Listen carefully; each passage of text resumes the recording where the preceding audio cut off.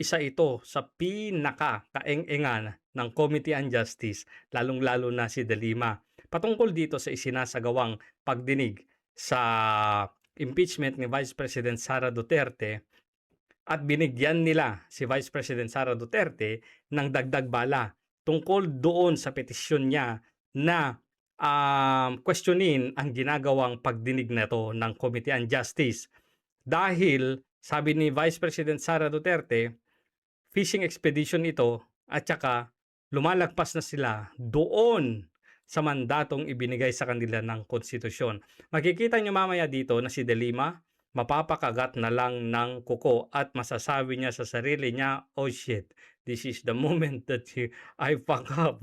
Tapos, itong si Kit Flores, pati si Matibag ng NBI, pilit na magda-damage control, pati si Jinky Luistro, hirap na hirap kung paano niya ilusot ang katangahan na ito. O, play natin to ha.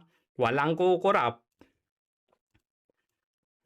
Okay, so the question documents is submitted to you are the No, acknowledgement receipts. no, Your Honor.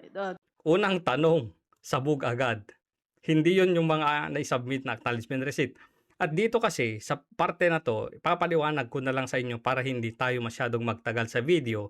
Doon din naman ang puntahan nito. I-present ng NBI yung mga di umano ay makakapare-pareho ng mga stroke, ng mga pirma, sulat, ng mga acknowledgement receipt na patungkol ito sa confidential funds na meron daw hocus-pocus. So ito yung isang ebidensya nila na mapapatunayan nila na may kalokohan daw na ginagawa patungkol sa confidential funds. Okay, yun yung root dito. Yun yung pinaka-gist dito. Tuloy natin to.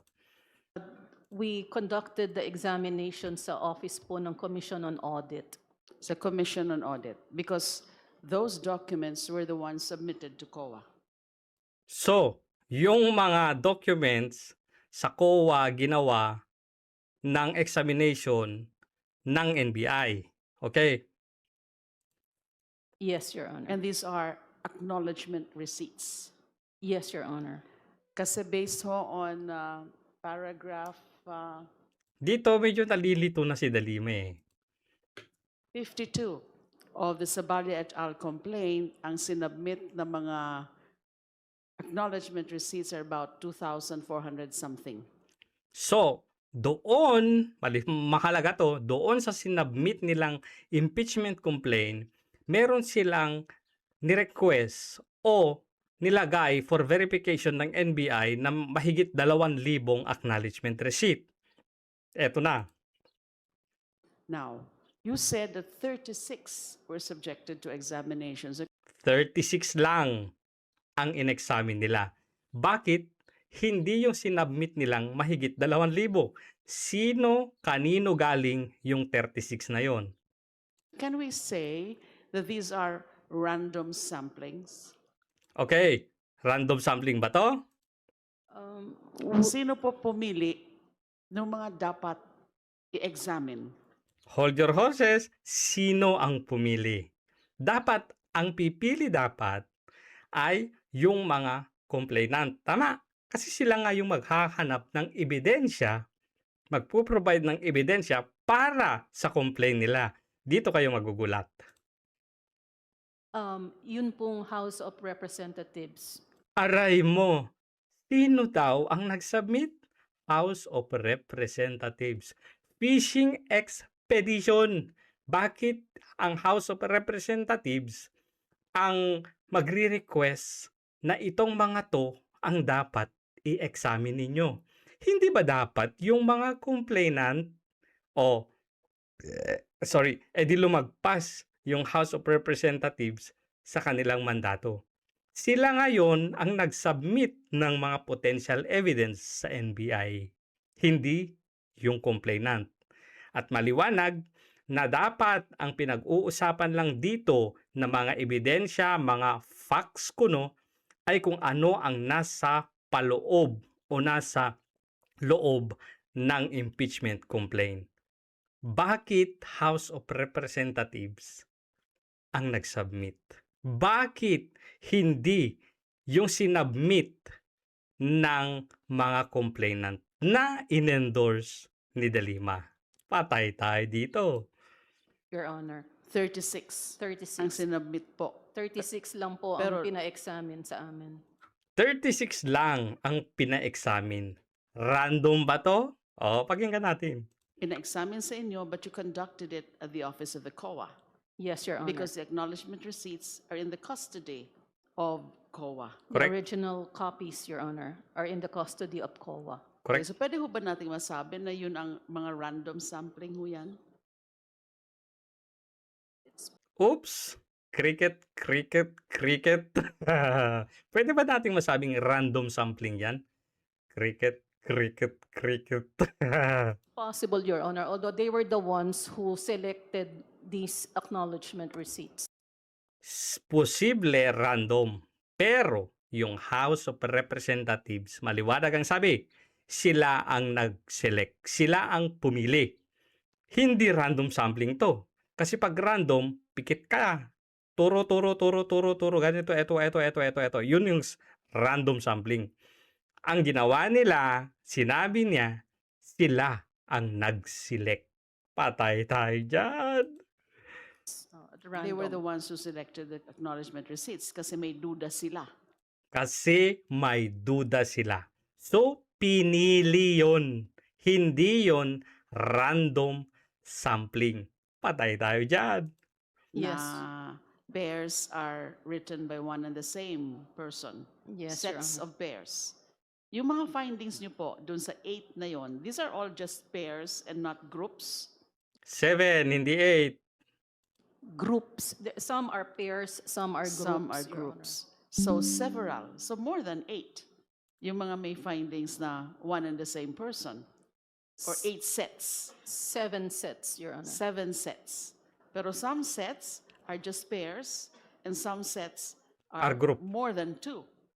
More than pairs. Yes, Your Honor. Di ho ba? Yes, Your Honor. So more than 7 yung mga nakitaan nyo ng similar characteristics which evinces Hindi nga, 7 nga lang. Bobo. a conclusion, a possible conclusion that these are written by one and the same person.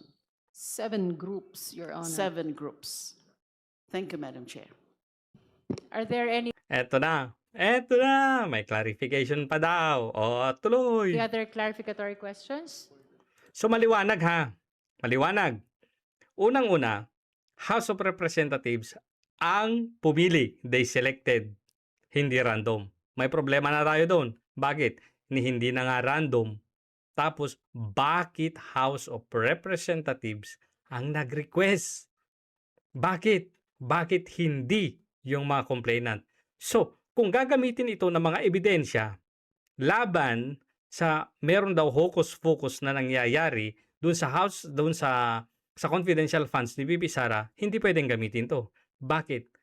Wala sa complaint eh. Yung House of Representatives ang nag-request eh. Yung House of Representatives ang nag-fishing expedition. Yung House of Representatives ang nag-request. Ibig sabihin, sila yung naghahanap ng ebidensya. Hindi yung mga complainant. Patay tayo dyan. Tuloy. Yes. Tignan mo yung itsura ni Luistro. Alam niya na nagkamali sila dito sa part na to. Madam The Chair. Honorable Flores. Ma'am, from the 2000 receipts submitted or more, hindi ba kayo pumili randomly ng other receipts that you could subject to the testing? Hindi nga. Hindi nga sulit doon kumuha sa 2,000 na sinubmit ng mga complainants. Pumili, ang inaudit nila o tinignan nila yung sinubmit ng House of Representatives. Makinig ka. No, Your Honor. Mm. Only 36 were submitted to us, meaning the By the House of Representatives. photocopies of these 36 receipts were submitted to us. And these were the only ones that were asked, requested from us to examine at the COA, Your Honor. Okay, We so, did not select them. They were Alright. submitted to us. So, I'll ask the NBI director lang. So hindi ba dapat yung mag-o-audit, siya yung magra-random sampling? Siya yung pipili ng kanyang i-audit? Bakit yung in-audit nila ay isinabmit sa kanila. Patay tayo dyan. Mali yan. Imagine mo, ikaw yung parang third party na mag-o-audit, magpapatunay sa isang bagay, pero yung i-audit mo, ipinakain sa'yo.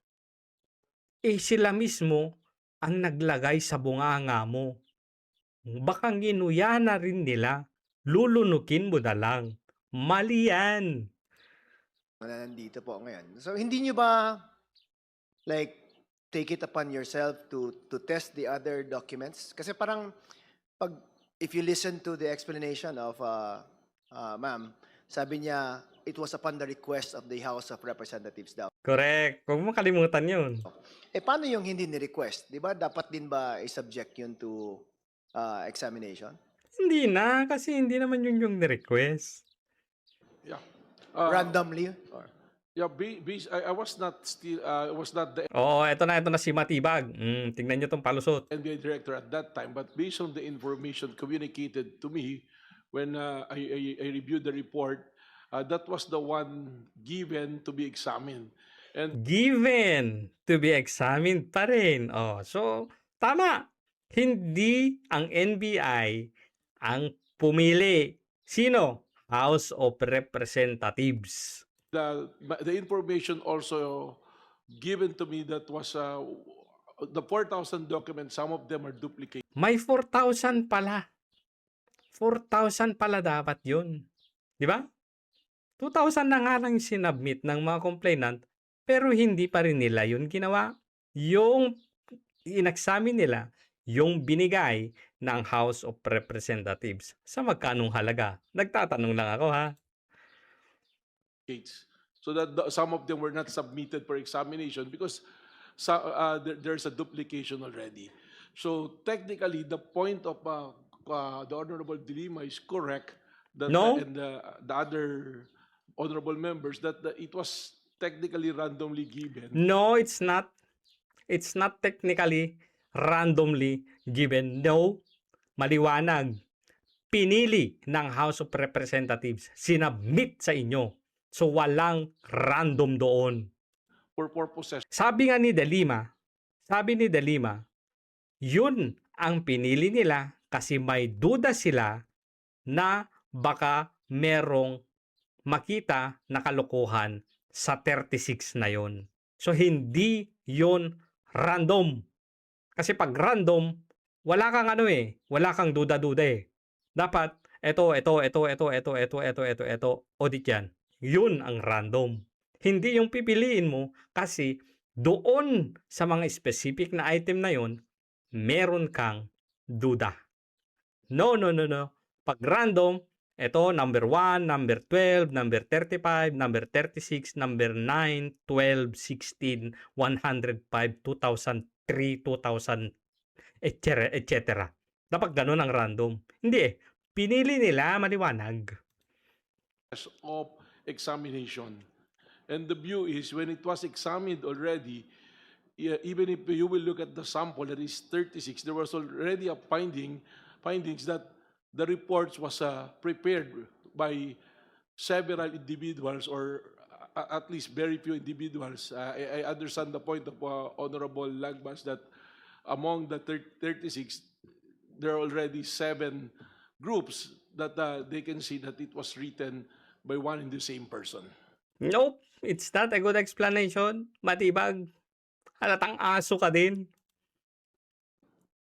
okay. But the 36, from the 36, the requested ito, no? Sabi nila, na requested to be examined Yes, Your Honor. by the House of Representatives. Diba? Idinidiin niya yun. By the House of Representatives. Not the complainants. Patay tayo dyan. Yes, Your Honor. Only 36. Only 36, which in their opinion was to be subjected to the expert examination of the NBI. Yes, Your Honor. See? That because of their appreciation. Pinili nila yun. Talagang targeted yun. Selected. Hindi random yun. So may possibility din na more are in that bunch. Kaso lang, hindi ni-request to be examined. Yes, Your Honor. So May posibilidad na mas marami, may mga posibilidad din na wala. Paano ba natin makukonclude na yung sample ng isang group o mas malaking bilang tama na para makonclude mo yung kabuuan ay may anomalya? 4,036 lang. Ang layo, di ba? At least sana man lang 25%, 30%, o kahit kalahati, sana. Paano ba? what would be a good size of sampling ba dapat? I mean, just for people to know, ano bang out of that 2,000 plus Yeah, Madam or Chair, 4,000? the Bureau is ready to examine everything. Oo, si Matibag, sumisingit. Ang tinatanong, ano ba dapat? Magkano ba dapat kunwari porsyento nung kabuoang bilang ang kukunin mo para masabi mo na conclusive kahit na random pa yung ginawa mo. Ang tanong maliwanag, ano ba talaga? Ha? Si Matibag, sisingit. Sabi niya, willing po kaming mag-examine lahat. Hindi mo pwedeng i-examine lahat yon. Bakit? Fishing expedition ang bagsak nun, tanga. Dahil mismo, wala na yon sa complaint. 2,000 plus nga lang yung nilagay nila. Hindi nyo pa rin ginawa. Ang in-examine nyo pa rin yung 36 lang na bigay ng House of Representatives. Wag! Damage control. Hindi pwede, hindi lulusot yan. It will be provided to us. We Okay. can do that. But as reported to me, among the 4,000s, there's already a lot of duplication. No. That's not, walang problema yung duplication, kahit triplication pa, kahit may quadruplication pa. The fact is that, yung request na 2,000 plus, hindi nyo ginalaw. Iba ang kinuha nyo. Yung binigay ng mga buhaya. Yun. Huwag tayong lumayo. Some of them are not in the original state, so the findings, even if we will examine it, will not be that conclusive. As to the 36 that we have a conclusive findings, Your Honor. Okay. Thank you, Madam Chair. Eto na, cricket, malala. Cricket. Madam Chair, may add? Cricket. Yeah. Cricket. Hindi pa rin tapos si Matibag. Hindi pa rin siya tapos. Sige, tuloy mo pang pagngakngak. Tingnan nyo kung paano magtitinginan tong mga to. Oh, shit. We made a very big mistake. The Honorable Committee saw request, we are more than willing to examine. No. You cannot do that. They cannot request anymore. Kasi nga, fishing expedition na yun. The documents. Cricket.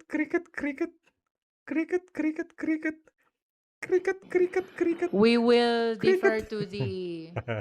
to the members of the Justice Committee should the same be needed for the purpose of determining probable cause. Let us be reminded. O, di ba? Kasi kung talagang po pwedeng gawin yun, may nag-motion na kaagad yan. Imo-motion na nila na papa-examine na nila lahat ng 4,000. Pero sabi niya, tignan mo yung tsura nila, Mr. Parang ba iiyak na eh. Mistado nga eh. That the standard which we are trying to meet here is only For probable probable cause. cause. And I understand the statement of the NBI director that these were randomly selected. No, they were not randomly selected. Sinabi na nga na pinili ng House of Representatives. Only for the purpose of examining the 36 specimen signatures, randomly selected. So it is supposed to represent the rest of the signatures from the 4,000 documents, although the same may not be correct. And as far as statistics is concerned, for the Mali talaga. 4,036 lang. purpose of the necessary number of sampling. Okay, with that, do we Wala na. Cricket. still have other clarificatory questions for the NBI? There being none, Wala na. Alam nila eh. Alam nila na nagkamali talaga sila dyan. Uulitin natin ha.